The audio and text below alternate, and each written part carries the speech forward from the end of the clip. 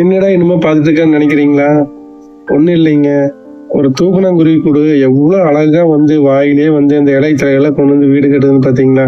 என்ன வாழ்க்கைங்கிறீங்கன்னு நினைச்சிட்டீங்க?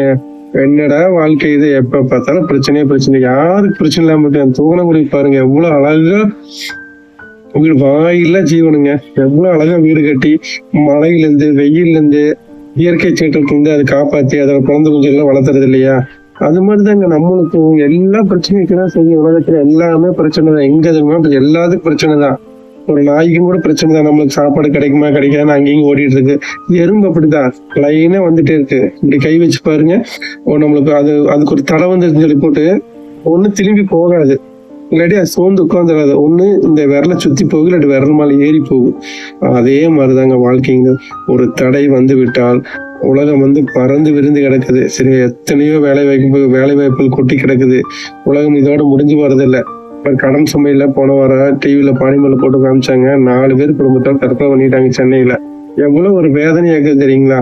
கடவுள் வந்து நம்மளை வாழ்றதுக்கா மண்ணுல படைச்சிருக்காரு, சாகறதுக்காக இல்லை. அதனால எத்தனையோ பிரச்சனைகள் வாழ்க்கையில வந்து வந்துட்டேதான் இருக்கும். அதையெல்லாம் அந்த தடைகளெல்லாம் தாண்டி வாழ்றத மனுஷ வாழ்க்கை. சரிங்களா? அந்த வாயிலா ஜீவன் தூக்கணாங்குருவி கூட விடுங்களா, எறும்பை விடுங்களா சொல்லுங்க. எல்லாத்துக்கும் பிரச்சனை இருக்கு. ஒரு கண்ணு தெரியாதுன்னு பாருங்க, அவன் ஏன் உலகத்துல வாழணும்? ஒரு அழகான பூவை பார்க்க முடியுமா? ஒரு பூவை ரசிக்க முடியுமா? இருந்தாலும் அவன் வாழ்றான் உலகத்துல.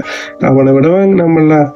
கண்டிப்பா சந்தோஷமா வாழ்க்கைய வாழுவோம். எந்த இடைஞ்சலும் இல்லாம எந்த தடைகள் வந்தாலும் தெரிந்து வாழுவோம். சரிங்களா? சோர்ந்து போகாம, வாழ்க்கையில எதாவது சோர்ந்து போகாம நல்ல முறையா போராடி ஜெயிப்போம். ஓகே, அந்த தூக்கணாங்குருவி கூட பாருங்க, வாழ்க்கையில ஜெயிக்கலாம்.